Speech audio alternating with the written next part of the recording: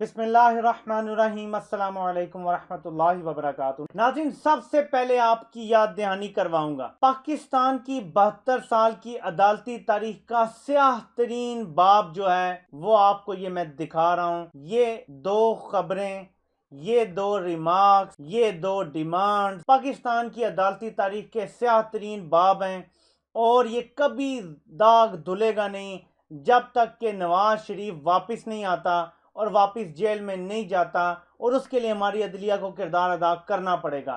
क्यों ऐसा नहीं है कि अब तोशा खाना का भी केस चल रहा है, नवाज शरीफ की जमानत भी खत्म हो चुकी है, कोई उसका इलाज नहीं चल रहा, कोई ऑपरेशन नहीं हो रहा, कोई मामलात किसी तरफ नहीं जा रहे, लेकिन अदालत ने अभी तक सुमोटो तक नहीं लिया। जो छोटे छोटे मामलात में भी सुमोटो ले लिया जाता है और नवाज शरीफ को क्यों वापस लाने के बारे में ऑर्डर नहीं जारी किए जा रहे, जिसपे कोई गवर्नमेंट को भी बेस मिलेगी कि हमारी सबसे बड़ी अदालत ने उसे बुला लिया है। क्यों ऐसा नहीं हो रहा? ये स्यातरीन बाब है, स्यातरीन दाग है, इसको धोना है तो अदलिया को खुद मेहनत करनी पड़ेगी और ये दाग धोना पड़ेगा। बिल आखिर वो टॉपिक अब दोबारा मीडिया की जीनत बन चुका है, जिस पे मुसलसल 6-7 महीने से गाहे बगाहे मैं बात कर रहा हूँ कि नवाज शरीफ को बाहर भेजने के लिए रिपोर्ट्स मैनेज की गई। मैंने एक मुफस्सिल इस पे वीडियो भी बनाई थी जिसमें मैंने आपको बताया था कि पाकिस्तान में रिपोर्ट्स मैनेज करने की एक हिस्ट्री है। मैंने एक वीडियो बनाई थी तकरीबन 5-6 महीने पहले। मैंने आपको एक क्लिप दिखाया था और मैं आपको ये दोबारा क्लिप दिखाता हूँ याद दहानी के लिए, ताकि आपको पता चले कि इस मुल्क में कैसे रिपोर्ट्स मैनेज होती हैं, डॉक्टर्स मैनेज होते हैं, और जब कुछ तय कर लिया जाता है तो कैसे कैसे क्या होता है। मैंने कहा कि ये इसका तरीका क्या करेंगे, आपके जहन में क्या तरीका है? कहने लगे कि आपको 5 तारीख से पहले AFIC में दाखिल करा देंगे और बहुत बड़ा दिल का दौरा पड़ा होगा आपको और रिपोर्ट्स बड़ी ज़ोरदार निकलेंगी वहाँ से। तो मैंने कहा कि आपने अगर ये सोच रखा है तो अब अगर मुझे वाकई दिल का दौरा भी हो गया तब भी मैं गाड़ी चला ना सका तो उस गाड़ी में बैठा होगा। तो इसका मतलब रिपोर्ट्स बन जाती हैं और ले जाते हैं, हार्ट अटैक भी हो जाता है। हाँ, ये तो मुझे ऑफर दी गई बिल्कुल मुशर्रफ की तरफ से कि आप का उज़र गाड़ी में ना बैठने का और गाड़ी को ना चलाने का जो उज़र होगा उसके लिए हम तमाम सबूत और शहादतें मुहैया करेंगे। इसका मतलब ये शहादतें बन जाती हैं सर, डॉक्टर्स भी मान जाते हैं, हॉस्पिटल्स भी रिपोर्टें दे देते हैं। बन ही जाती होंगी, मैंने तो कभी ट्राई नहीं किया, लेकिन उन्होंने इतने यकीन से ये कहा आपको। हाँ, यकीन से कहा। फवाद चौधरी ने इल्ज़ाम लगाया है कि रिपोर्ट्स मैनेज हुई और एक डॉक्टर साहब की जो है वो वीडियो जो है वो दिखाई है।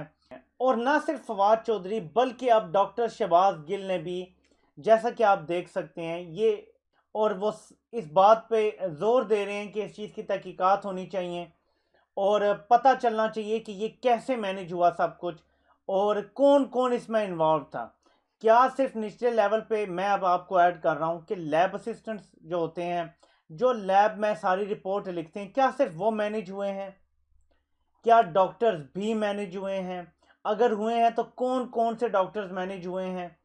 फिर एक इम्पॉर्टेंट चीज़ है जो मैं अक्सर कहता रहता हूँ, और मैं किसी पे इल्ज़ाम नहीं लगा रहा, लेकिन डॉक्टर शमसी को लाजमी शामिल करें जो पाकिस्तान में ब्लड के माहिर हैं, खून की बीमारियों के माहिर हैं, पाकिस्तान के लीडिंग हेमाटोलॉजिस्ट हैं, और उनसे राय ली गई थी। आई थिंक वो आए भी थे, उन्होंने मियाँ साहब को देखा भी था, रिपोर्ट्स भी देखी थी। उनसे ज़रूर तफ्तीश की जाए। मैं ये नहीं कह रहा कि वो इसमें शामिल थे या ज़रूरी उन्होंने कुछ गलत ही किया होगा, लेकिन ये ज़रूर देखना चाहिए क्योंकि वो एक स्पेशलिस्ट हैं और वो बेहतर बता सकते हैं कि क्या वाकई उस वक्त जो मरीज़ की फिज़िकल हालत थी और जो 2000 प्लेटलेट्स वाली कहानी थी, क्या वो मैच करती है। एक हेमाटोलॉजिस्ट से ज़्यादा बेहतर कोई ये बात नहीं बता सकता हमें। तो ये तो एक चीज़ हो गई। दूसरा, हमने देखना है कि कहाँ कहाँ नवाज शरीफ के टेस्ट हुए थे। जिस डॉक्टर ने वो लिया ब्लड या लैब असिस्टेंट ने लिया, उससे तफ्तीश होनी चाहिए। और जो जो लोग उस दौरान मिलते रहे, जो जो डॉक्टर्स और नर्स अमला नवाज शरीफ की देखभाल में वहाँ मौजूद था, उन सब से तफ्तीश होनी चाहिए। और तफ्तीश करने का तरीक़ाकार ये होना चाहिए कि उसके बाद क्या इन सब में से कोई लोग बाहर भी गए हैं, दूसरे ममालिक में गए हैं? क्या इनकी फैमिलीज दूसरे मुल्क गई हैं? क्या इनके अचानक रहन सहन में कोई तब्दीली आई है? क्या इनकी कोई नई गाड़ी इन्होंने खरीदी है, कोई नया घर खरीदा है? जितने लोग इन्वॉल्व हैं, इन्वेस्टिगेशन अगर इस तरीके से की जाए तो पहुंचा जा सकता है मामलात की तह तक। अगर अचानक किसी का रहन सहन, किसी का अचानक कुछ बड़ी तब्दीली किसी भी चीज़ में आई है तो तफ्तीश शुरू यहाँ से हो सकती है, आगे जाके फिर मामलात कहीं भी पहुंच सकते हैं। देखें, जो एक थीरी मैं हमेशा कहता हूं कि इस मुल्क में अगर तो बाकायदा तौर पे नवाज शरीफ को इस्टेब्लिशमेंट की तरफ से डील नहीं मिली और ये काम किसी लेयर का है, तो फिर हमारे सामने सब कुछ आना चाहिए कि वो कौन लोग हैं जो ये सारे मामलात मैनेज करते हैं। आखिर कभी तो इस मुल्क में फुल स्टॉप लगना चाहिए और ना अदालतें मैनेज हों, ना लैब मैनेज हो, ना डॉक्टर मैनेज हो। अगर ये है तो मैं अगर बार बार इसलिए कह रहा हूं कि अगर कुछ छुपाने के लिए भी नहीं है तो फिर ये अगर बहुत इंपॉर्टेंट है कि अगर कुछ छुपाना भी नहीं है, अगर कोई डील नहीं है, कोई ढील नहीं है, कुछ गलत नहीं हुआ, तो फिर तो इन्वेस्टिगेशन करने में कोई मसला नहीं होना चाहिए। और अगर कुछ हुआ है तो फिर तो अवाम और हम सारे डिमांड करते हैं कि एटलीस्ट इन्वेस्टिगेशन तो हो। मैं सिर्फ इतनी डिमांड करता हूं और मैंने हमेशा से ये एक बात की है जो आप लोगों को भी यकीनन पसंद आएगी कि अवाम के शऊर का इम्तिहान मत लें। ये आपको समझना पड़ेगा कि अवाम अब इतनी बेवकूफ़ नहीं रह गई कि आप उन्हें कहानियां बना बना के बताएं कि मरने वाला है नवाज शरीफ तो तब वो राजी होंगे कि नवाज शरीफ चला जाए। अवाम को सच बता दें कि देखें जी, एक भुट्टो हमसे भुगता नहीं जा रहा था, मीडिया में आम बात होना शुरू हो जाती। मैं ये नहीं कह रहा खुल के एस्टेब्लिशमेंट का कोई नुमाइंदा आके हमें बता दे अगर उन्होंने इसमें अपना किरदार अदा किया है या हुकूमत ने अगर कोई किरदार अदा किया है, लेकिन आहिस्ता आहिस्ता मीडिया पे थोड़ी थोड़ी बात होना शुरू हो जाती कि हाँ जी ये था, एक जेन्युइन रीज़न हो सकता है और इस वजह से हो सकता है, वो हो सकता है, फिर पब्लिक ओपिनियन बन जाता है, फिर लोगों को समझ आ जाती है कि वाकई यार ये बात थी। लेकिन अवाम को ये बताना कि वो जेन्युइनली बीमार था, वो मंगल को मरने वाला था, और उसके बाद आज नवाज शरीफ हमें बाहर एक्सप्रेसो, डबल एक्सप्रेसो पीता हुआ दिखाई देता है और बगैर मास्क पहने हुए। वो कोरोना जब अपनी पीक पर है, कोरोना में जिस दिन नवाज शरीफ की तस्वीर आई उस दिन भी बरतानिया में 150 लोग तकरीबन उनकी अमवात हुई, पाकिस्तान से अब भी ज़्यादा है। तो उसके बावजूद नवाज शरीफ कोई एहतियात भी नहीं कर रहे। तो सारी कहानी जो है जब आप गौर करेंगे तो आपको समझ आ जाएगी कि है क्या। तो इन्वेस्टिगेशन तो ज़रूरी है वन वे और अनदर। कुछ नहीं हुआ तो अच्छा इन्वेस्टिगेशन हो जाए, एक बार once and for all clear हो जाएगा। और अब अगर रिपोर्ट्स पब्लिक होने का सिलसिला चल ही पड़ा है, अगर वज़ीर आज़म ने गंद साफ करने का फैसला कर ही लिया है, तो वंस एंड फॉर ऑल इधर भी टक्कर मार दें। देखें, ये आपको कामयाब नहीं होने देंगे मिस्टर प्राइम मिनिस्टर, लेकिन जितना आप इस निज़ाम को नंगा कर सकते हैं ना, करके चले जाएं। अवाम आपकी शुक्रगुजार होगी और अवाम अगर इसमें थोड़ी गैरत आ गई, गैरत का मादा कम है ये मैं बता रहा हूँ और दुख से कह रहा हूँ, गैरत का मादा अगर पैदा हो गया हमारी सारी अवाम में तो नवाज शरीफ को कोई वोट नहीं देगा अगली दफ़ा, जरदारी को कोई वोट नहीं देगा अगली दफ़ा, और आप फिर दोबारा आ जाएंगे। और फिर आप देखेंगे कि आप ये सफाई जो आपने अभी शुरू की है, इन सब को लटकाने का भी मौका आपको मिलेगा। अभी तो आप सिर्फ इनको अवाम के सामने बुरा ना कर रहे हैं।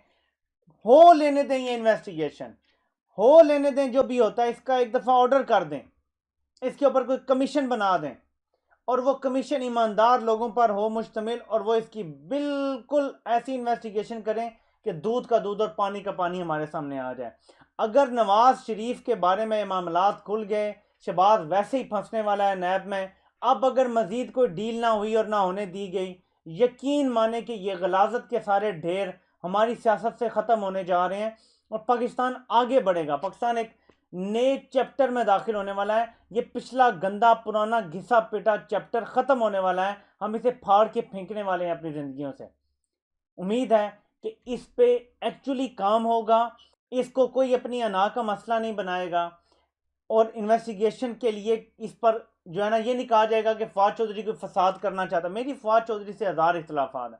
फवाद चौधरी साहब मौला खुश रखे उन्हें, मुझे उन्होंने ट्विटर पे ब्लॉक किया हुआ है, जबकि एक उन्होंने कोई ट्वीट बेहंगम सी कोई लाइक की हुई थी वज़ीर आज़म के खिलाफ, तो मैंने सिर्फ मेंशन किया कि यार पीटीआई में ये वाहिद जमात है जहाँ पे वज़ीर आज़म के खिलाफ, उनके अपने लीडर के खिलाफ भी लोग ट्वीटें लाइक करते हैं। बस ये बात उन्हें बुरी लग गई और मुझे ब्लॉक कर दिया। इसके बावजूद, उनकी हज़ार बातों से इख्तलाफ के बावजूद, उनकी अर्तुगरुल ड्रामे और पीटीवी के बारे में जो बोंगी मारी है उससे इख्तलाफ के बावजूद, ये बात जो उनकी है मैं पूरी तरह से इंडोर्स करता हूँ। और डॉक्टर शहबाज गिल भी जो बार बार ये बात कहते हैं, मैं कि जी कुछ ना कुछ गलत हुआ था, इसको भी मैं इंडोर्स करता हूं। और मैं ये चाहता हूं कि इन्वेस्टिगेशन एक बार कम अज कम हो जाए इस मामले में, ताकि अवाम के अंदर ये जो अभाम पाया जाता है कि हमें चूना लगा है, हमारे साथ धोखा हुआ है, ये ख़त्म हो जाए। तो इंशाल्लाह ताला हम उसी तरफ बढ़ेंगे। हमने बस पुश करना है, ये हमारा काम है पुश करना। पाकिस्तानियों, आप करोगे तो बात बनेगी, आप खामोश रहोगे तो कोई भी आपको पूछने वाला भी नहीं है। अल्लाह पाक आप सबका हामी नासिर हो। आप सबके सुनने का बहुत बहुत शुक्रिया।